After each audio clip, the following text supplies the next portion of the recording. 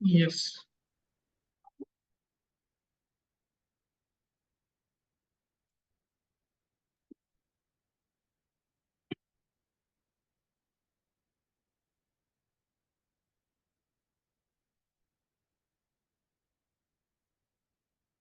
चलो. येऊन सगळ्यांचं खूप खूप स्वागत आहे. आजपासून सुरू होणाऱ्या सावित्री आख्यानासाठी आपण सगळेजण खूप छान संख्येने जमलेले आहात. काही जण अजून थोड्या वेळात जॉईन होत आहे. तरी आपण वेळ न घालवता आता आपल्या आख्यानाला सुरुवात करणार आहोत. आख्यान सुरू करण्यापूर्वी थोडस आजचं बॅकग्राऊंड सांगतो. ठीक आहे. सावित्री सगळ्यांना माहिती आहे, बरोबर? आणि लहानपणापासून आपण सावित्रीच्या वेगवेगळ्या कथा ऐकलेल्या आहेत. सावित्री बद्दल खूप भारतामध्ये आणि पूर्ण विश्वामध्ये एक आदराची भावना आहे. वटसावित्रीची आपण पूजा करतो आणि वटपौर्णिमेला एक समांतर नाव म्हणून वटसावित्री देखील दिलं गेलेलं आहे. म्हणजे त्या सावित्रीला आपल्या सनातन धर्मामध्ये किती उच्च स्थान दिलेलं आहे.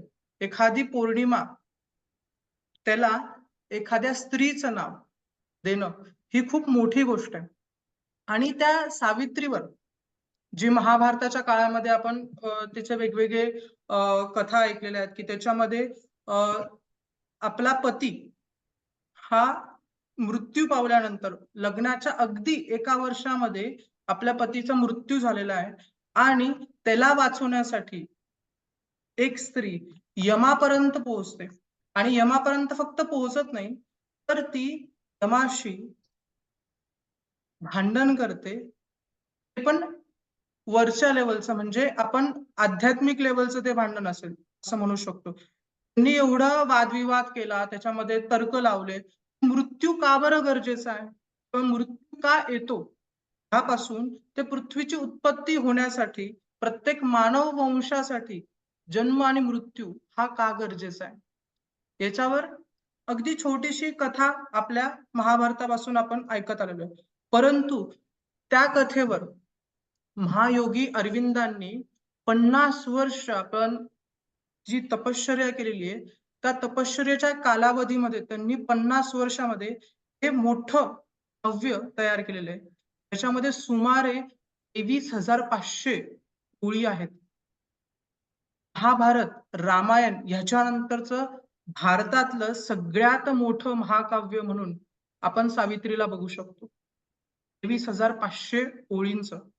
आणि ह्याच्यामध्ये महायोगी अरविंदांनी त्यांना आतापर्यंत जे जे अनुभव आले त्यांच्या साधनेमध्ये त्या पद्धतीने एक एक लेवल जसे जसे ते वरती जात गेले त्या पद्धतीने त्याच्यामध्ये त्यांनी बदल करत गेला. त्यांच्या कॉन्शियसनेस नुसार त्यांनी त्याच्यामध्ये बदल करत गेला आणि जेव्हा ते सुपर माइंड त्यांना समजलं तेव्हा त्यांनी त्यांचं पूर्ण कार्य संपवण्यासाठी 1950 मध्ये पूर्ण सावित्री संपवली आणि नोव्हेंबर महिन्याच्या 14 तारखेला म्हणजे गेल्या महिन्यातच 1950 साली त्यांनी महासमाधी घेतली होती. जीवनाच्या 78 वर्षांमध्ये त्यांनी 50 वर्ष साधनेला दिले. अशा ह्या अद्वितीय महायोगाचं आजपासून आपण सावित्री आख्यान आपल्या सर्वांचे लाडके सिन्नरकर सर यांच्या सुमधुर आवाजातून आणि अगदी सोप्या मधुर शब्दातून समजून घेणार आहोत. सगळ्यांनी आपापले माईक म्यूट करावे आणि पूर्ण आख्यान अगदी शांतपणे मन लावून ऐकण्याचा प्रयत्न करा. आख्यानाच्या सुरुवातीला मी सिन्नरकर सरांना प्रार्थनेपासून सुरुवात करण्याची विनंती करतो. सर.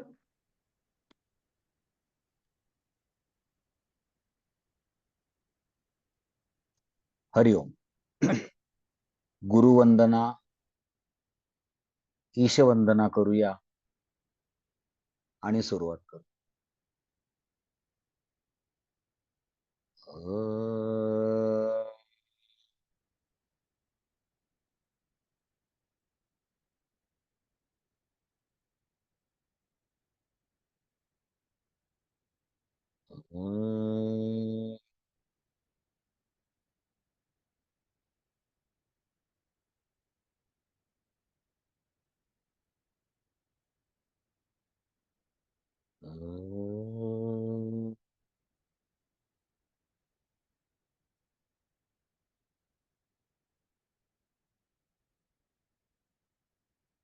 योगेन चित्तस्य पदेन वाचां मलं शरीरस्य च वैद्यकेन योपाकरोत्तं प्रवरं मुनीनां पतंजलिं प्राञ्जलिरानतोऽस्मि।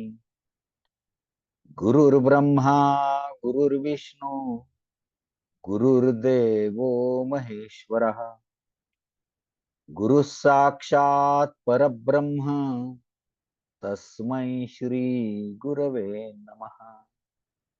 ओम पूर्णमदः पूर्णमिदं पूर्णात् पूर्णमुदच्यते पूर्णस्य पूर्णमादाय पूर्णमेवावशिष्यते। ओम शांति शांति शांति। श्री अरविंद शरणं मम श्री अरविंद शरणं मम श्री अरविंद शरणं मम श्री मां शरणं मम श्री मां शरणं मम श्री मां शरणं मम।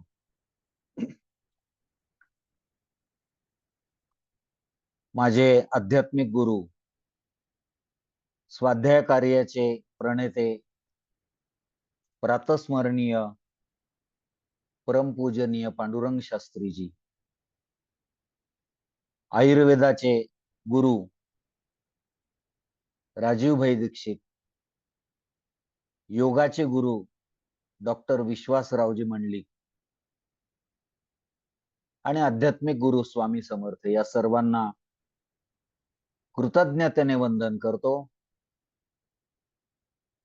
गेल्या महिन्यामध्ये नैनिताल येथल्या श्री अरविंद आश्रमामध्ये 14 दिवसांची 2 शिबिरं झाली आणि त्यामध्ये श्री अरविंदांच्या तत्वज्ञानावरती 35 व्याख्यानं देण्याचं भाग्य हे मला मिळालं। आणि तिथून परत आल्यानंतर सतत मनामध्ये हा विचार होता की सावित्रीचं आख्यान हे पुन्हा एकदा सगळ्यांसाठी आयोजित केलं पाहिजे। सावित्रीवरती फार कमी जण बोललेले आहेत, लिहिलेलं आहे मराठीमध्ये। डॉक्टर गजानन नारायण जोशी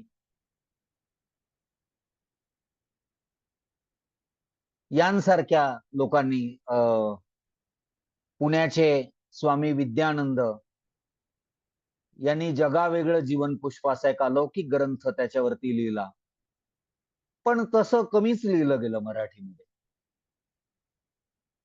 पुण्याच्या आदरणीय श्री केतकीताई मोडक, श्री राजेंद्र बेलगावकर साहेब, तर हे सगळे सावित्रीवरती खूप छान बोलून गेलेले आहेत। पण सावित्री पुन्हा पुन्हा का ऐकावी? तर प्रत्येकाला काहीतरी नवीन पैलू त्याच्यामध्ये सापडतात आणि खरोखर आपण सावित्रीमय होतो। श्री माताजींच्या शब्दामध्ये सांगतो, ते म्हणतात to read Savitri is to do yoga. काय सुंदर वाक्य बघा, याचं चिंतन करा। To read Savitri is to do yoga. यात थोडा बदल करून मी असं म्हणेल, to study Savitri is to do yoga. जितके समजेल तितकी, पण सावित्रीचा अभ्यास करणं, सावित्री या खंडकाव्याचं चिंतन करणं हे योग करण्याबरोबर आहे। आणि त्यामुळे या मनुष्य देहामध्ये आलो आणि सावित्री या खंडकाव्याचा अभ्यास नाही केला तर वृथा गतम तस्य नरस्य जीवितः। मनुष्य देह जीवन फुकट आहे असं मला मनोमन वाटतं। आणि त्यामुळे सातत्याने सावित्रीचा अभ्यास करत गेलं पाहिजे। व त्याचा परिणाम असा होतो की जीवन बदलत जातं। खरोखर चेतनेच्या एका अतिउच्च पायरीवरती गेल्यानंतर महायोगी श्री अरविंदांनी सावित्रीचं लिखाण केलेलं. आणि तुम्हा सगळ्यांना ऐकून आश्चर्य वाटेल की 16 वेळा त्याचं पुनर्लेखन केलेलं आहे. 16 वेळा. म्हणजे सुरुवातीला 1910 मध्ये बडोद्याला लिखाणाला सुरुवात केली त्यांनी. श्रीमान सयाजीराव गायकवाड यांच्याकडे ते नोकरी करत असताना त्यांनी सावित्रीच्या लिखाणाला सुरुवात केली. पुन्हा त्यात खंड पडला. 1927 नंतर परत सुरुवात केली, परत खंड पडला आणि मग मात्र शेवटची 10 वर्ष 1940 ते 1950 श्री अरविंद हे पूर्णपणे सावित्रीमय झालेले होते. म्हणजे सावित्री हे त्यांचं जीवित कार्य होतं.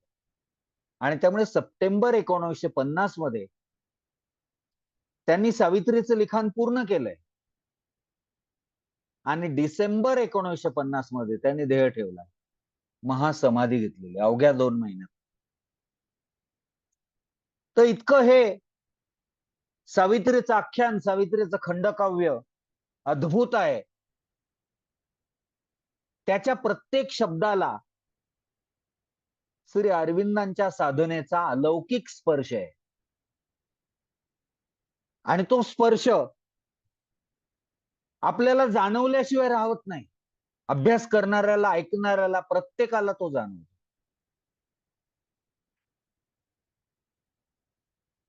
अरविंदांचं साधना शिल्प म्हणून या सावित्रीच्या आख्यानाकडे बघितलं पाहिजे. त्यांच्या अवघ्या आध्यात्मिक साधनेचा प्रवास म्हणजे सावित्री हे खंडकाव्य. महाभारताच्या वनपर्वामध्ये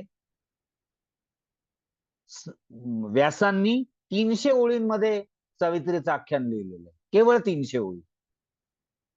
आणि त्यावरती श्री अरविंदांनी 23,800 ओळींचं खंडकाव्य लिहिलेलं आहे. सावित्रीचा अभ्यास करत असताना इतकं खरोखर अवघड आहे, खूप इतकं दुर्बोध आहे की इंग्लंड मधले लोक सांगतात की सावित्रीचं आकलन करण्यासाठी सावित्री वाचताना आम्हाला डिक्शनरी घेऊन बसावं लागतं. हे कोण म्हणतं? इंग्लंड मधले लोक म्हणतात.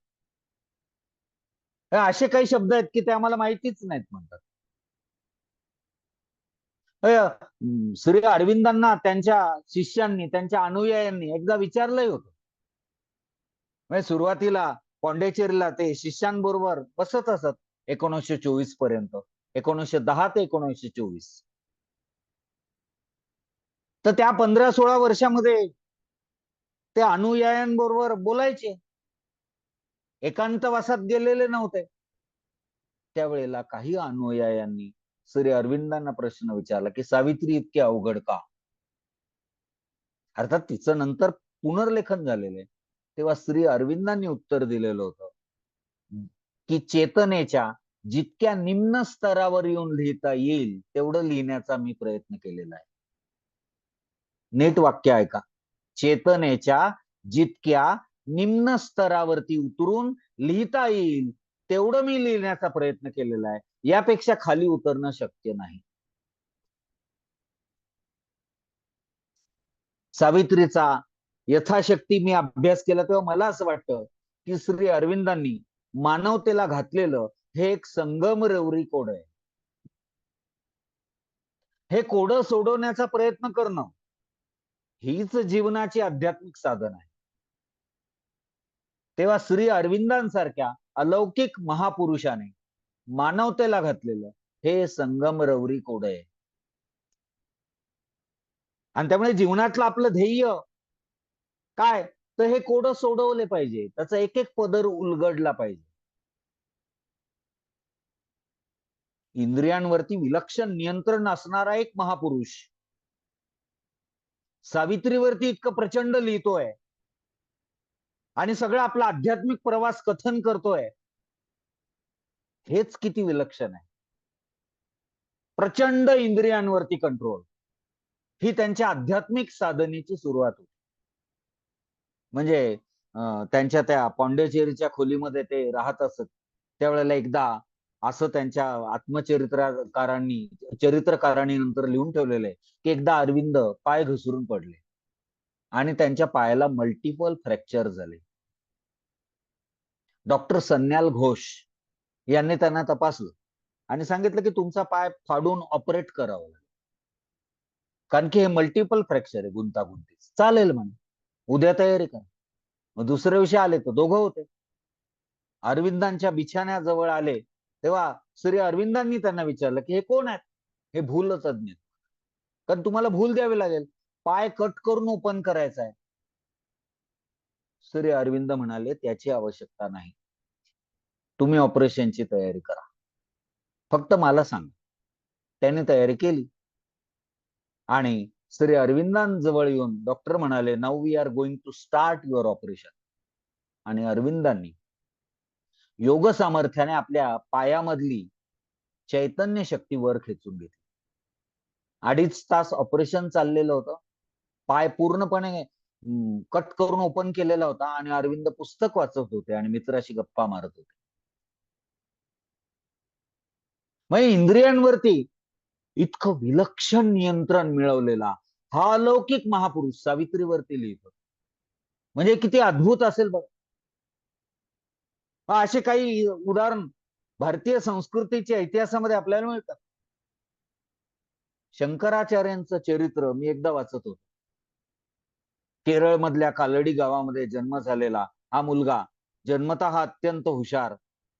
वयाच्या 8व्या वर्षी गावातल्या गुरुजींनी सांगितलं की माझ्या जवळची विद्या संपली, आता तुला जर विद्याध्ययन करायचं असेल तर पुढचे गुरु तुझे नर्मदेच्या तटावर असलेले गोविंद यती त्यांच्याकडे जा.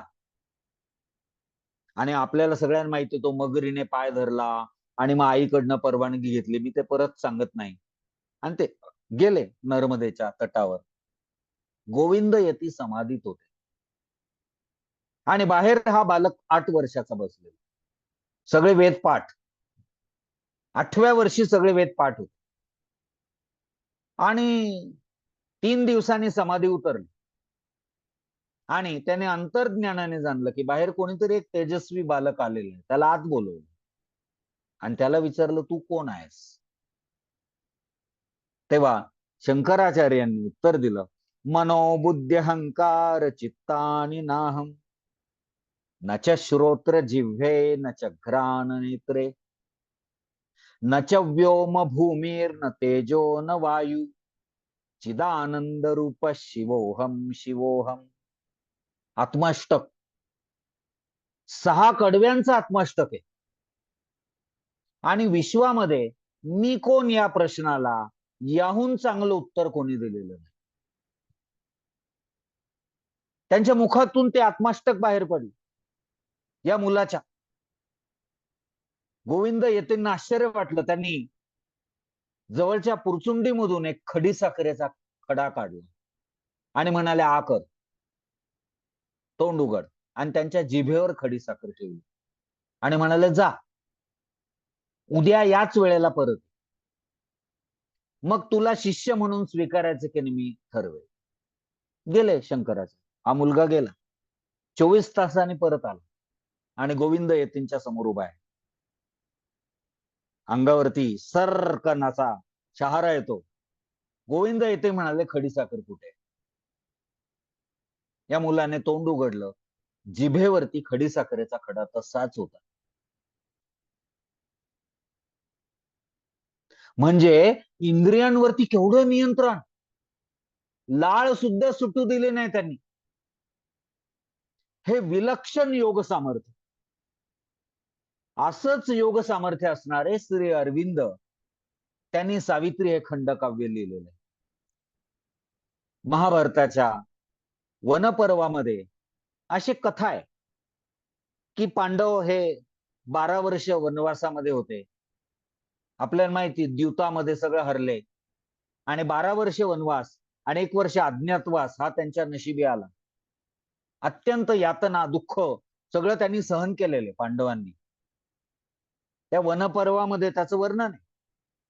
अतिशय थकलेले, कंटाळलेले, निराश झालेले, डिप्रेस झालेले असे पांडव मार्कंडेय ऋषींच्या आश्रमात आले आणि मार्कंडेय ऋषींच्या समोर बसलेले. ऋषींनी त्यांना क्षेमकुशल विचारलं. तेव्हा हताश झालेला युधिष्ठिर दुःखी स्वरात मार्कंडेय ऋषींना म्हणतोय की अत्यंत सत्वशील असलेली, अत्यंत पतिव्रता असलेली, अत्यंत शीलवान असलेली द्रौपदी, तिच्या वाट्याला इतकी दुःख का आली? आपल्या सगळ्यांना हाच प्रश्न पडतो ना, की अरे बाबा, मी इतकं सगळं चांगलं जीवन जगतोय, माझ्या वाट्याला दुःख का? अनेक जण हा प्रश्न विचारतात. भगवंतांनी फार सुंदर उत्तर दिलेलं आहे गीतेमध्ये. सुरुवात करताना देव सांगतात, गहना कर्मणो गती. कर्माची गती अत्यंत गहन आहे, ती समजून घ्यायची असेल तर कर्मयोग वाच.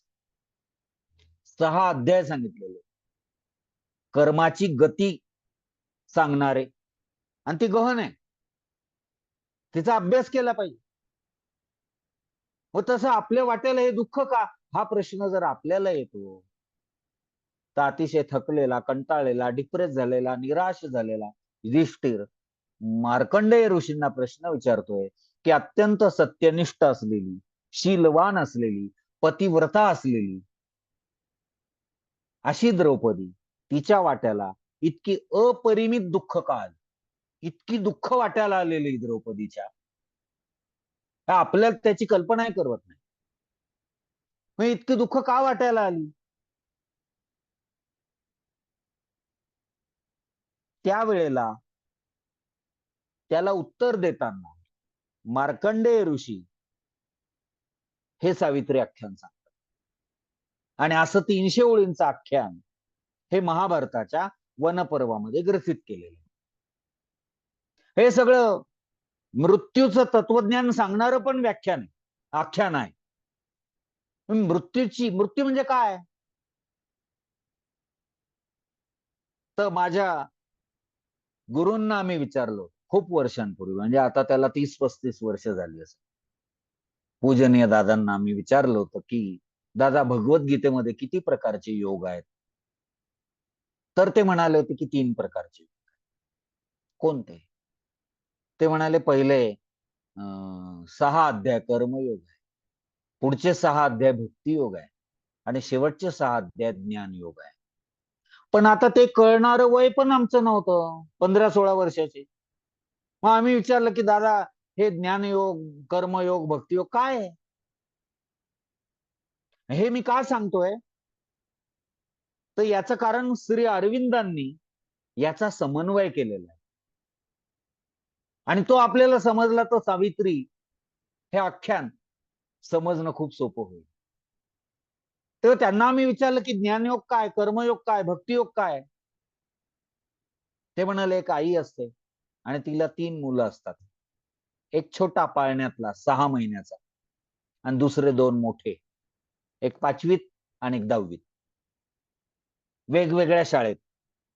ते 5वीतला आणि 10वीतला दुसऱ्या दिवशी सकाळी शाळेत जायला निघतात दप्तर भरून.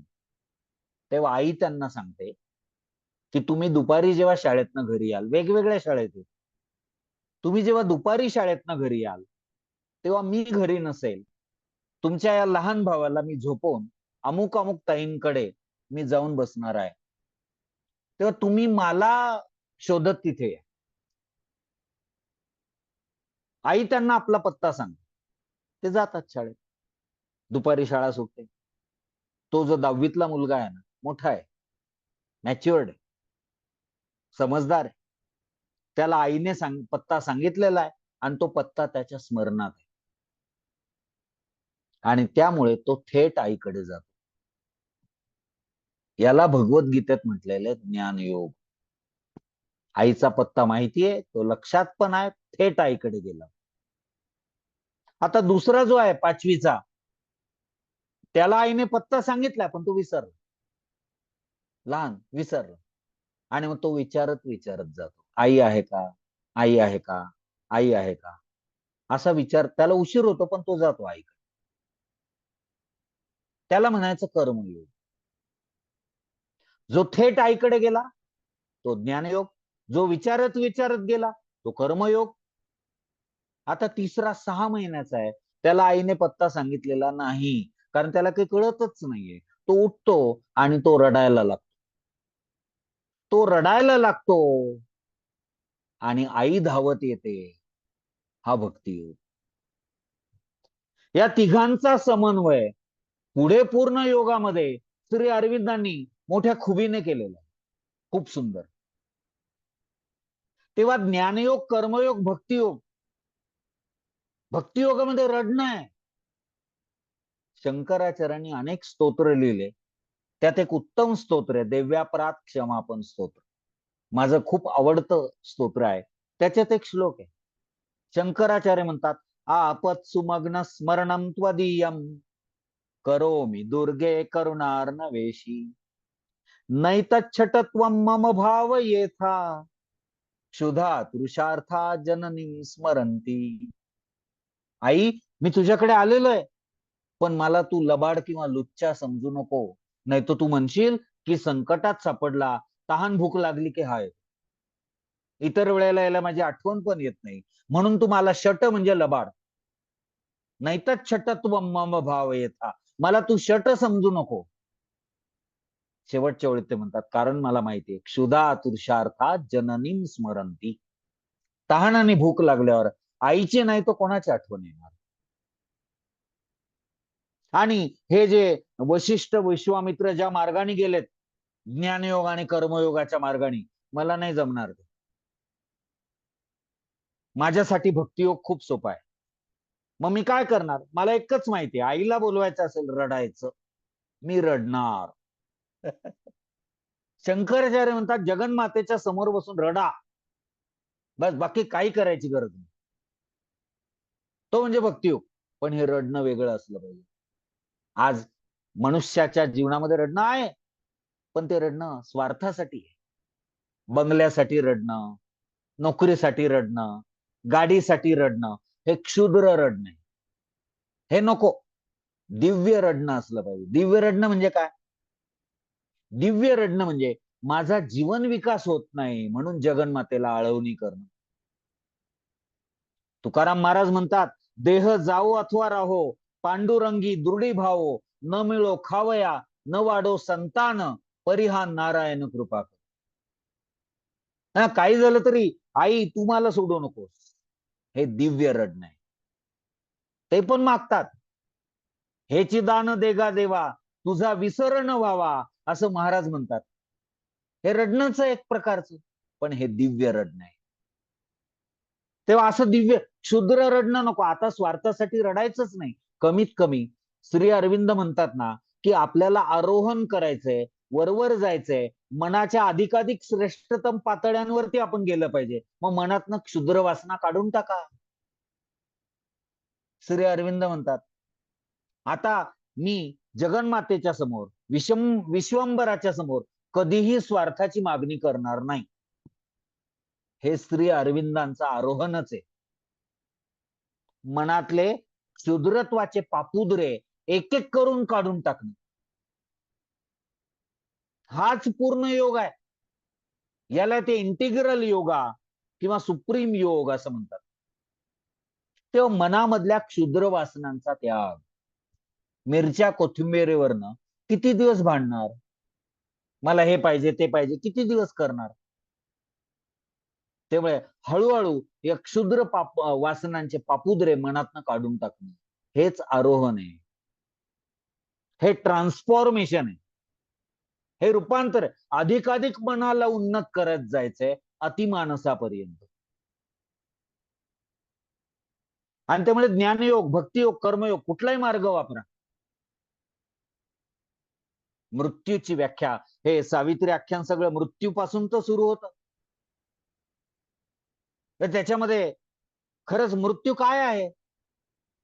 अनेकांनी त्याच्या वेगवेगळ्या व्याख्या केलेल्या आहेत. ज्ञानयोगी त्याची व्याख्या करतात, मृत्यू म्हणजे बिंदूने सिंधूमध्ये जाऊन मिसळणे. बिंदूने सिंधूमध्ये जाऊन मिसळणे म्हणजे मृत्यू. आपल्याला ही व्याख्या थोडी जड वाटते, पचायला जड वाटते. अवघड आहे ना, बिंदू सिंधू काय. बर, कर्मयोग्यांनी दुसरी व्याख्या केलेली. कर्मयोगी म्हणतात मृत्यू म्हणजे शिक्षकांकडे वह्या तपासायला जाणे, होमवर्क तपासायला जाणे, हे कर्मयोगी म्हणतात. आता ही व्याख्या ऐकली की पोटात भीतीचा गोळा आहे. ते गाणं माहिती असेल तुम्हाला लहानपणी, सांग सांग भोलानाथ, पाऊस पडेल का, शाळेभोवती तळे साठून सुट्टी मिळेल का. ज्याने होमवर्क केलेला नाही त्याला असं वाटतं की सुट्टी मिळाली पाहिजे, शिक्षक आलेच नाही पाहिजे, कारण त्यांनी होमवर्क केला नाही. ज्ञानेश्वर, तुकाराम महाराज या सगळ्यांच्या वया भरलेल्या, आपल्या वया रिकाम्या. आपल्या पोटात भीतीचा गोळा येणारच. होमवर्क तपासायला कसा जाणार शिक्षकाकडे, कारण आपल्या वया कोऱ्या.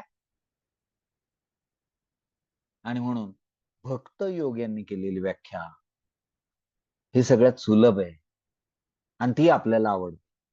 भक्तियोगी म्हणतात की मृत्यू याचा अर्थ आईच्या मांडीवरती बसायला जाणे. हा, अंगणामध्ये मुलगा खेळत असतो, त्याचे कपडे फाटलेले मळके असतात, मळलेले, आई तरातरा येते आणि त्याला घेऊन जाते बोकोट पकडून, स्वच्छ करते, त्याला कपडे बदलते आणि त्याला म्हणते लाडू खाऊन घे जा खेळायला.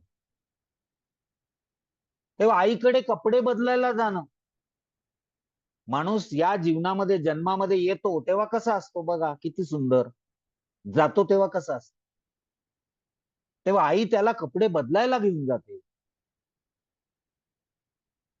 हे तत्वज्ञान समजलं तर मृत्यूची भीती निघून जाईल. या सावित्री आख्यानाला श्री अरविंदांच्या अलौकिक साधनेचा स्पर्श आहे. श्री अरविंदांची योग्यता इतकी मोठी होती की त्यांची आणि लोकमान्य टिळकांची भेट झाली, असा एक प्रसंग आहे. दोन्ही महापुरुष आणि महापुरुषांना एकमेकांना स्वतःची ओळख द्यावी लागत नाही, आत्मा आत्म्याला सांगतो, समजतो. आणि त्यामुळे दोघ जण भेटले, श्री अरविंद आणि लोकमान्य टिळक. आणि दुसऱ्या दिवशी लोकमान्य टिळक पुण्यामध्ये गीता वर्ग चालवत असत आणि दुसऱ्या दिवशी त्या गीता वर्गामध्ये विद्यार्थ्यांना त्यांनी सांगितलं, त्या विद्यार्थ्यांनी ही आठवण लिहून ठेवलेली. गीता वर्गातल्या विद्यार्थ्यांना त्यांनी सांगितलं की तुमच्याकडे जी भगवद्गीतेची परत आहे, तिच्यात जिथे जिथे श्री भगवान उवाच असं लिहिलेलं आहे, तिथे तिथे बाजूला श्री अरविंद उवाच असं लिहून टाका. इतक्या महान योग्यतेचा हा युगपुरुष आहे. हे कोण म्हणतंय?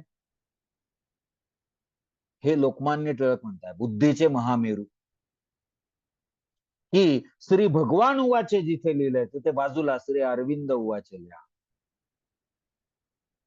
श्री मा या फ्रान्स मधून भारतामध्ये आल्या, त्या श्री कृष्णांच्या शोधात आल्या 1914 साली, आणि जिना चढून गेल्या आणि जिथे त्यांनी भेटल्या, श्री अरविंदांना पाहिल्याबरोबर साष्टांग नमस्कार त्यांनी केला. ती जागा अजूनही तिथे फुलं वाहिली जातात की माझे कृष्ण मला भेटले. आणि त्यानंतर 53 वर्षे इतर राहून त्यांनी काम केलं श्री माताजींनी. हे सगळं अजून आपण सावित्री आख्यानाला सुरुवात केलेलीच नाहीये, त्याची पार्श्वभूमी मी सांगतो. तेव्हा हे युधिष्ठिर प्रश्न विचारतात मार्कंडेय ऋषींना की हे द्रौपदीच्या वाट्याला इतकं दुःख का आलं, इतकी मोठी पतिव्रता शीलवान ही सगळी असताना. तेव्हा त्याचं उत्तर देताना मार्कंडेय ऋषी सावित्रीचं आख्यान सांगतात. या आख्यानाला आपल्या आध्यात्मिक साधनेचं वर्णन बनवून श्री अरविंदांनी खंडकाव्य लिहिलं. पातंजल योगसूत्रामध्ये असं एक योगसूत्र आहे, निर्विचार वैशारद्ये अध्यात्म प्रसाद, आणि पुढे म्हणतात ऋतंबरा तत्र प्रज्ञा. निर्विकल्प समाधीपर्यंत जेव्हा साधक जातो त्यावेळेला ईश्वराचा प्रसाद त्याला डायरेक्ट मिळतो, आणि तो प्रसाद म्हणजे ऋतंबरा प्रज्ञा. ही ऋतंभरा प्रज्ञा श्री अरविंदांना ईश्वराकडून मिळालेली होती. आणि त्यांच्या ऋतंभरा प्रज्ञेमध्ये भिजलेलं हे महाकाव्य हे सावित्रीचं काय आपण मर्त्य माणसं वर्णन करणार. श्री अरविंदांसारख्या युगपुरुषाच्या ऋतंभरा प्रज्ञेमध्ये पूर्णपणे भिजलेलं हे महाकाव्य आहे. या महाकाव्यामध्ये कास्टिंग काय, आपण बघा कुठलाही चित्रपट बघायला जातो तर आपण पाहतो यात कास्टिंग काय, पात्र कोणते आहेत. सावित्री मधले प्रमुख पात्र आहेत सत्यवान आणि सावित्री, आणि त्या दोघांचे आई वडील नारद आणि यम, इतके पात्र आहेत. सत्यवान आणि त्याचे आई वडील, सावित्री आणि तिचे आई वडील, नारद आणि यम, इतके पात्र या सावित्री आख्यानामध्ये आहेत. याच्यामध्ये सावित्री जी आहे ती या कथेची नायिका आहे. हे जे अलौकिक सावित्री आख्यान मला नाही वाटत तीन दिवसामध्ये आपलं पूर्ण होईल असं, प्रयत्न करू. पण या दिव्य आख्यानाची जी नायिका आहे ती नायिका सावित्री आहे. सत्यवानाची पत्नी आहे ती. ही सावित्री म्हणजे कोण, तर सवितेची पुत्री, सत्याची देवता, जगन्मातेचा अवतार असं जिला म्हणता येईल अशी सावित्री. सवितेची पुत्री, सत्याची देवता, जगन्मातेचा आविष्कार. सत्यवान कोण आहे, सावित्रीचा पती, सत्याच्या मार्गावरचा एक वटसरू, ज्याला जीवनामध्ये सत्याचा मार्ग आवडतो. आपल्यापैकी पुष्कळ जण असे आहेत सत्याच्या मार्गावर चालायचा प्रयत्न आपण करतो, पण बऱ्याच वेळा ठेचकाळतो, अडखळतो, त्रास होतो. अनेक लोक त्या मार्गावरनं आपल्याला बाजूला खेचतात आणि मग आपण सुद्धा प्रवाहाबरोबर वाहत जातो. हा जो सत्यवान आहे हा सत्याच्या मार्गावरचा पांथस्थ आहे, हा सामान्यांचा प्रतिनिधी आहे. ही is the representative of the common man.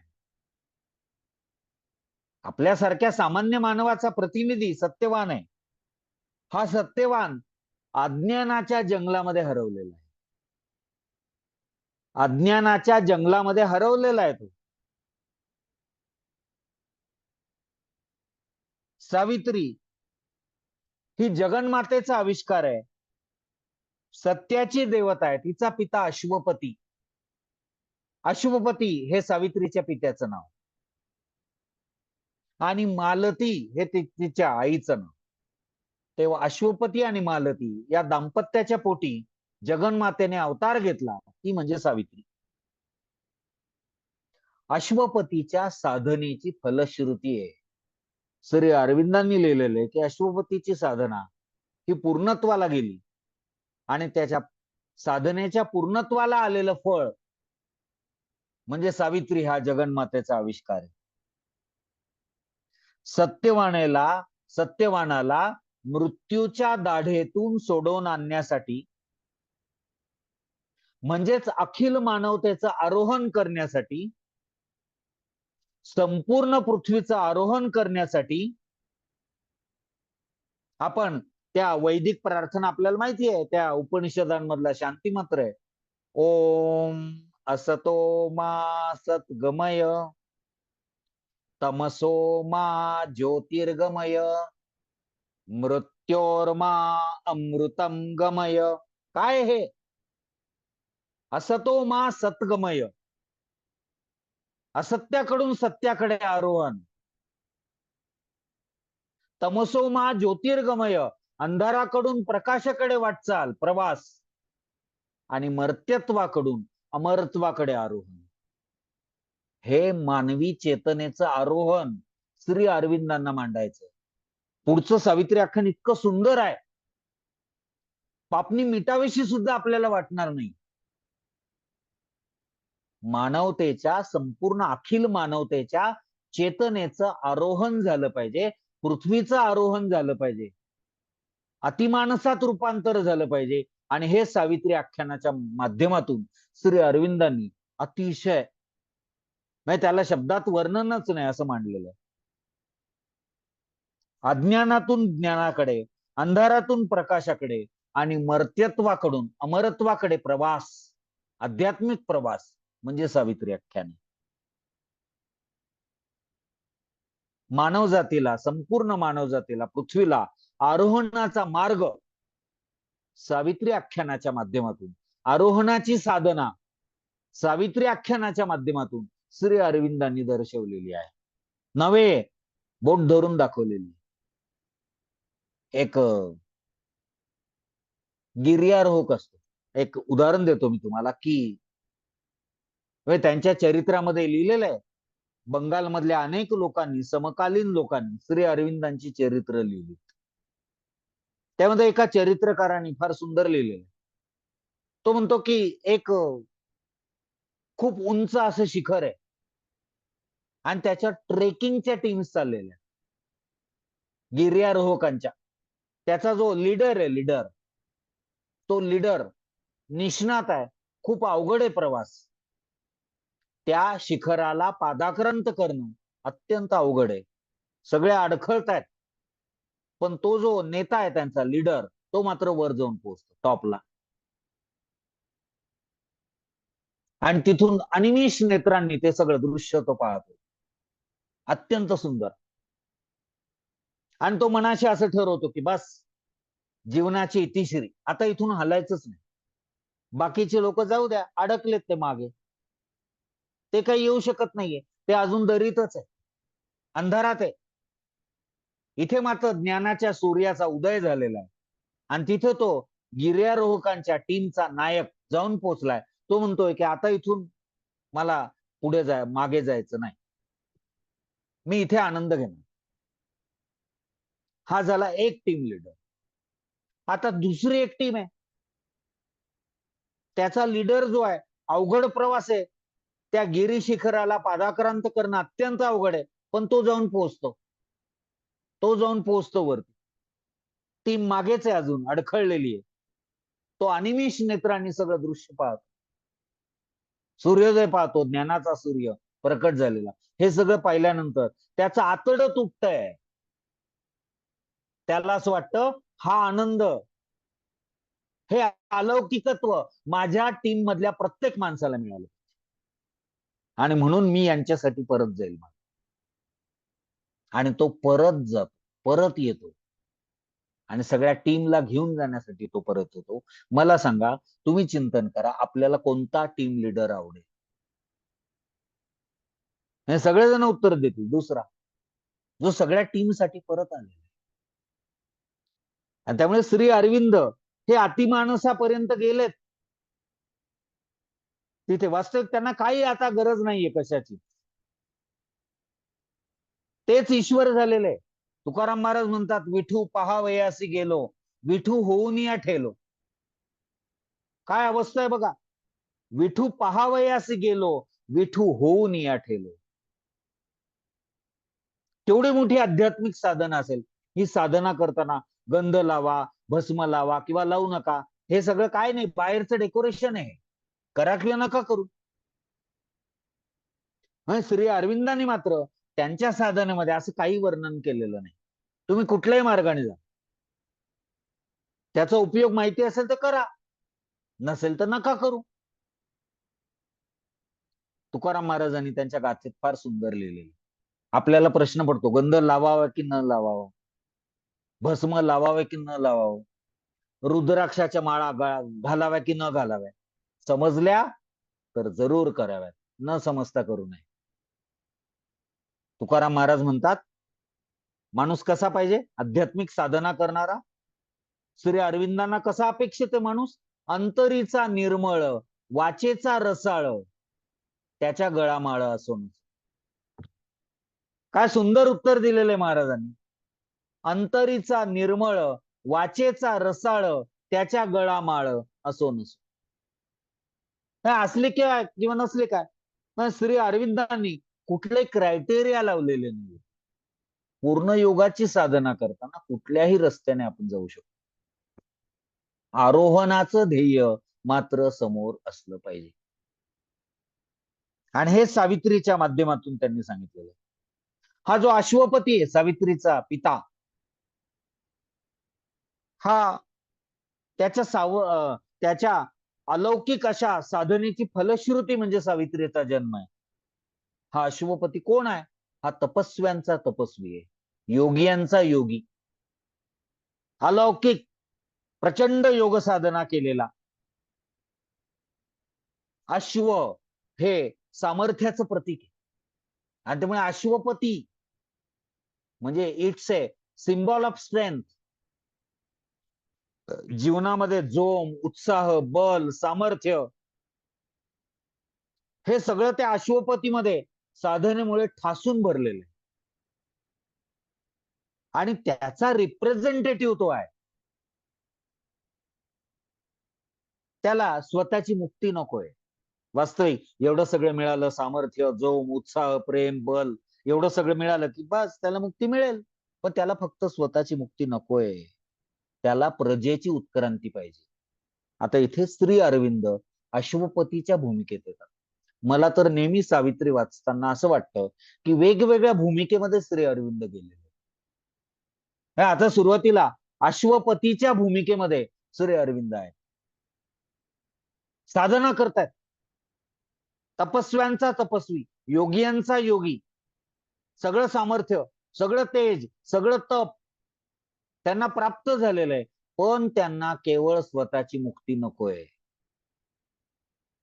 त्यांना प्रजेची उत्क्रांती पाहिजे, संपूर्ण मानवजातीची उत्क्रांती पाहिजे. पण गंमत अशी, मानव जातीमध्ये खूप कमतरता आहे हो, खूप उणीवा आहेत. सकाळच्या वेळेला वर्तमानपत्र उघडून बघा, एक एक असं पातक नाहीये जे माणूस करत नाही. हे सगळेच पाप करतोय. त्या महाभारताच्या भविष्य पुराणामध्ये वेदव्यासाने वर्णन करून ठेवलेले 5000 वर्षांपूर्वी की कलियुगामध्ये माणूस आपल्या मुलीला पण विकेल. आज ते होतंय. सगळी पातक मनुष्य करतोय. त्या मानवामध्ये कमतरता आहे, पण अशा कमतरता असलेल्या मानवाची सुद्धा उत्क्रांती मला पाहिजे असं अश्वपती म्हणतोय, मागणी करतोय. या सगळ्या यातनांमधून, या सगळ्या उणिवांमधून त्याला मुक्त कर ईश्वरा. ईश्वराकडे प्रार्थना करतोय तो, हट्ट धरून बसलेला आहे. नुसती प्रार्थना नाही, ईश्वराकडे अश्वपती, इथे श्री अरविंद अश्वपतीच्या भूमिकेत आहेत अशी कल्पना करा. अश्वपती ईश्वराकडे हट्ट धरून बसलेला आहे की या सगळ्या उणिवा असताना सुद्धा, या सगळ्या यातना, दुःख, असहाय्यता, क्षुद्रता, दीनता, दौर्बल्य हे सगळं मानवतेमध्ये पुरेपूर आहे, मला माहिती आहे. पण इन स्पाइट ऑफ दॅट, तरी सुद्धा यातनं मानवतेची उत्क्रांती व्हायला पाहिजे. हा हट्ट धरून बसलेला आहे. यातून मानवतेची उत्क्रांती हवी आहे. पृथ्वीवरती स्वर्ग आणायचा आहे. याचा हट्ट, अश्वपतीचा हट्ट काय आहे? पृथ्वीवरती स्वर्ग आणणे किंवा पृथ्वीचा स्वर्ग करणे. पृथ्वीवरती स्वर्गाचं अवतरण करायचं. स्वर्ग काय आहे? महाराष्ट्र, केरळ, गुजरात, मध्य प्रदेश, आंध्र प्रदेश, तसा बाजूला स्वर्ग असं काही आहे का? ही कुठली जॉग्राफिकल टेरिटोरी नाही. स्वर्ग ही एक मनाची उत्क्रांत अवस्था आहे. स्वर्ग हा जाणीवेचा अत्यंत अतिउच्च स्तर आहे. अतिउच्च स्तर आहे जाणीवेचा. ज्या स्तरावरती आपले ऋषीमुनी राहतात, तो स्तर म्हणजे स्वर्ग आहे. हा आपण पुढे सावित्री आख्यानामध्ये सगळं त्या अवस्थेचं वर्णन आहे श्री अरविंदांनी केलेलं. ती कुठली मनाची अवस्था आहे? अहो, खरं तर मन आणि बुद्धीच्या पलीकडची अवस्था श्री अरविंदांना अभिप्रेत आहे. अतिमानसाची अवस्था ही मन आणि बुद्धीच्या पलीकडची अवस्था आहे. तिथे मन शिल्लकच राहत, तिथे बुद्धी शिल्लकच राहत नाही, अशी अवस्था आहे. आणि त्याच्या पायऱ्या सांगितल्यात. अत्यंत वैज्ञानिक, अत्यंत सायंटिफिक असा इंटिग्रल योग श्री अरविंदांनी आतापर्यंतचे जे पारंपरिक योग आहेत, अनेक प्रकारचे योग आहेत, लय योग, मंत्रयोग, ज्ञानयोग, भक्तियोग, कर्मयोग, राजयोग, हटयोग, कितीतरी प्रकारचे योग आहेत. याच्यातनं सगळ्यांमधून जे पाहिजे ते त्यांनी स्वीकारले आणि त्याचा उत्तम समन्वय करून पूर्ण योग हा मार्ग मानवतेला दाखवला. त्या पूर्ण योगाची सगळी साधना त्यांनी स्वतः केलेली आहे आणि तीच सावित्री आख्यानामध्ये सांगितलेली. तेव्हा पृथ्वीवरती स्वर्ग आणणे किंवा इथेच स्वर्ग तयार करणे ही याच्यासाठी अश्वपती साधना करतोय आणि ईश्वराकडे हट्ट करतोय. तर ईश्वर सांगतो की ठीक आहे, तथास्तु, तुझी इच्छा पूर्ण होईल. जगन्माता तुझ्या पोटी सावित्रीच्या रूपाने जन्म घेईल. हे आश्वासन कोणी दिलेलं आहे? प्रत्यक्ष ईश्वराने दिलेलं. कोणाला? अश्वपतीला. केव्हा? साधनेची फलश्रुती झाल्यानंतर. काय सुंदर आहे की जगन्माता तुझ्या पोटी. पृथ्वीवर स्वर्ग आणायचा आहे तर ईश्वराला अवतार घ्यावा लागेल. अवतार म्हणजे खाली येणे. अवतार, ईश्वर खाली आला पाहिजे. आतापर्यंत हा प्रयत्न कोणीच केला नाही. जो वरती गेला, ईश्वरापर्यंत गेला, तो तिथेच राहिला. आपल्याला असा टीम लीडर पाहिजे जो बाकीचे टीम मेंबर जे अडकलेले आहेत, ज्या अंधारामध्ये आहेत, त्यांच्यासाठी जो परत येतो. आणि ते श्री अरविंद आहे. त्यामुळे अश्वपतीला जेव्हा तथास्तु म्हणतो ईश्वर, त्यावेळेला त्याचा अर्थ असा की ईश्वराला अवतार घ्यावा लागेल. इन्कारनेशन म्हणजे ईश्वरी तत्व खाली आलं पाहिजे आणि मानवता वर गेली पाहिजे आणि मग त्यांचं मिलन होईल आणि एकदम सगळ्या पृथ्वीचा कायापालट होईल. हे अरविंदांचं ध्येय आहे आणि त्यासाठी त्यांनी सावित्री आख्यानातून सगळा आध्यात्मिक प्रवास मांडलेला आहे. तर त्यामुळे ईश्वरी तत्वाचा अवतार होणं. आता हे अवतार सुद्धा फार अवघड आहे हो समजणं. What is incarnation? अवतार काय आहे? एक शेठजी आहे आणि भारतामध्ये खूप मोठा बिझनेस आहे, त्यांचा व्यापार आहे आणि त्यांचा मुलगा अमेरिकेत आहे शिकायला. होतं काय, तो मुलगा आजारी आणि त्याची वडिलांना तार येते. पूर्वीच्या काळी मोबाईल, कॉम्प्युटर असं काही नव्हतं. टेलिग्राम आला की मुलगा अत्यवस्थ आहे, आजारी मुलगा. आता शेठजींना काय करणार? हेल्पलेस होतो. एवढा मोठा त्यांचा व्यापार इथे पसरलेला, तो सगळा सोडून जाता येणं शक्य नाही त्यांना. त्यामुळे ते तिथल्या आपल्या मित्रांना फोन करतात. तिथल्या अमेरिकेत आपल्या मित्रांना फोन करतात आणि सांगतात, जरा माझ्या मुलाकडे लक्ष द्या. तो आजारी आहे, त्याला काय हवं नको ते बघा. 8 दिवसांनी दुसरी तार येते की ते मित्र गेले, हवं नको ते बघितलं, तरी त्याच्या तब्येतीत सुधारणा नाही, आणखी बिघडली. पण काय करणार? शेठजींना जाता येणं शक्य नाही सगळं सोडून. म्हणून ते मुनीमजीच्या हाती पैशाची थैली देतात. भरपूर काय असेल ते सगळं देत. मग तू जा माझ्या मुलाकडे, काय त्याला कमी जास्त बघ. मुनीमजी जात. 8 दिवसांनी तिसरी तार येते की मुनीमजी जाऊन सुद्धा काही फरक पडला नाही. मुलगा अत्यवस्थ आहे, ऍडमिट आहे. आणि मग अशा वेळेला बाप हातातलं सगळं फेकून देतो आणि धावत जातो. याला म्हणतात अवतार. ईश्वरी तत्व हे खाली आलेलं आहे मानवतेचं उन्नयन करण्यासाठी, उत्क्रांती करण्यासाठी. पण सुरुवातीला सात्विक लोकांना फोन केले इथल्या, जरा बघा मानवता खराब झालेली आहे, काही सांगा काही चांगलं त्यांना. पण नाही बदल झाला. मग मुनीमजींना पाठवलं. मग ज्ञानेश्वर, तुकाराम सगळे भगवंताचे मुनीम, त्यांना पाठवलं. पण तरी बदल नाही झाला तर ईश्वर प्रत्यक्ष खाली येतो, तो अवतार. त्या अशा रीतीने अवतार, ईश्वरी तत्वाचा अवतार हा इथे अधिपती त्याच्यासाठी हट्ट धरतो. ईश्वर तथास्तु म्हणतो आणि सांगतो की तुझ्या पोटी जगन्माता ही अवतार घेईल. आता इकडे जो सत्यवान आहे, सत्यवान एक सावित्री, तिचे आई वडील अश्वपती आणि मालती. मालती सुद्धा अत्यंत साधना करणारी, सात्विक, शीलवान, पतिव्रता अशी मालती आहे. आणि अश्वपती तर काय कठोर साधना करणारा तपस्व्यांचा तपस्वी. आणि या दाम्पत्याच्या पोटी सावित्रीने जन्म घेतलेला आहे. ती जगन्मातेचा आविष्कार आहे, अवतार. आता इकडे सत्यवान. सत्यवान कोण आहे? दिवत्सेन त्याच्या वडिलांचं नाव. त्या दिवत्सेनचा मुलगा आहे. दिवत्सेन कोण आहे? दृष्टीहीन, ज्याची दृष्टी गेलेली आहे, आंधळा आहे तो. आता हे सगळं सिंबॉलिक आहे. तो आंधळा आहे, त्याचं राज्य गेलेलं आहे. अज्ञानाचं प्रतीक आहे दिवत्सेन. आज मानवतेची स्थिती कशी झालेली आहे? आंधळा, विकृत आहे माणूस. त्यात एखादा जर चांगलं सांगायला लागला ना, तर बाकीचे त्याला त्रास देतात. आपण बघा की असा एखादा चांगलं काम करायला लागला तर बाकीचे त्याचा पाय खेचतात किंवा त्याला त्रास देतात. ज्ञानेश्वर तुकारामांना त्रास दिला तर आपल्याला का नाही? चांगलं काम करायला बाहेर पडलो की त्रास द्यायला सगळे उभे समोर. हे सगळे विकृतीचे पुतळे आहेत. आज 99% मानवता अशी बनलेली.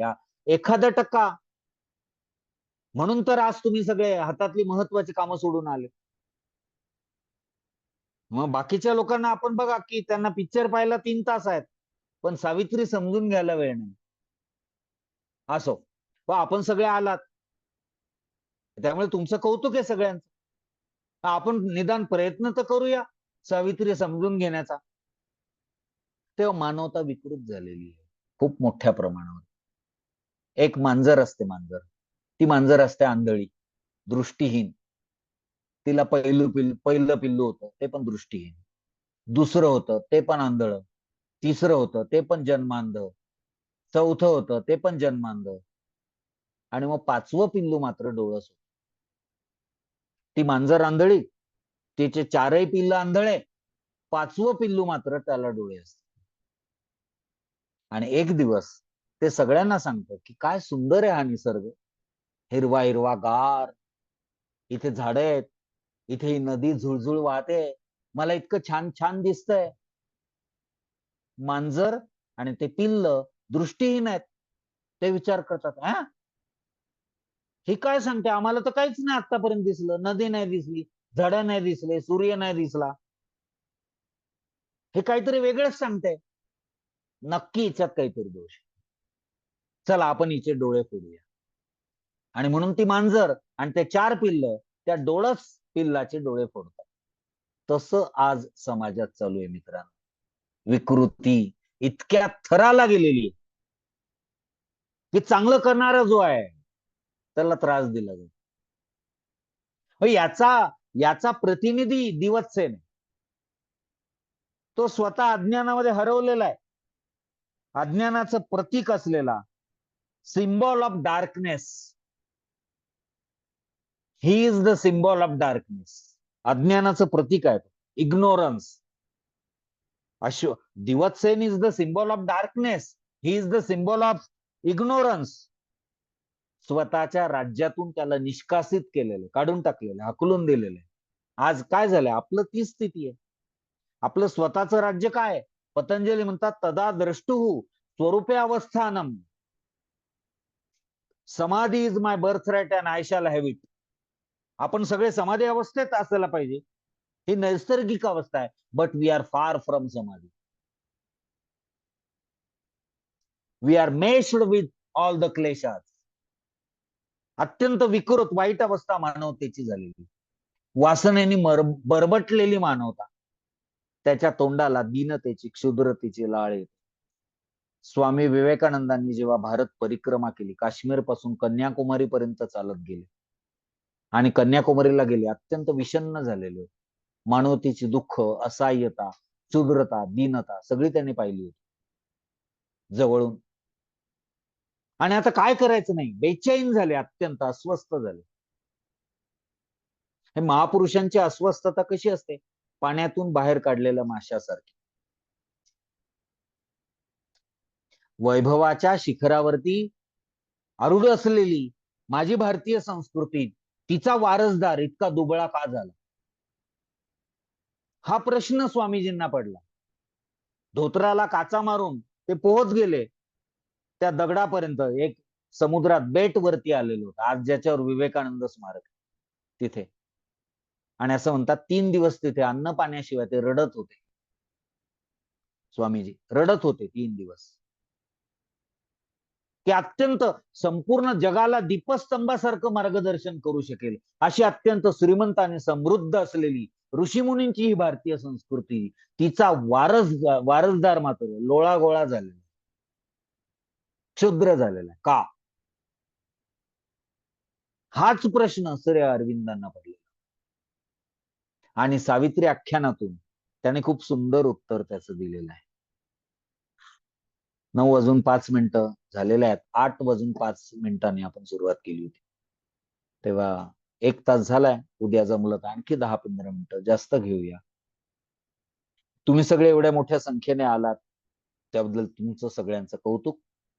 आणि इथे आपण थांबू. थोडस संस्थेबद्दल एक 5 मिनिटं आपण ऐकू आणि मग इथे आपलं व्याख्यान मी माझ्या वाणीला विराम देतो. ओम सहनाववतु सहनौ भुनक्तु सह वीर्यं करवावहै तेजस्विनावधीतमस्तु मा विद्विषावहै.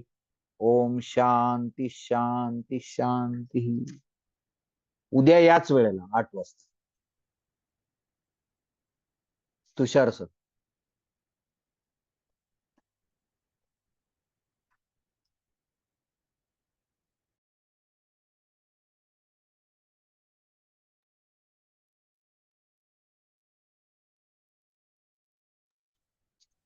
हरिओम.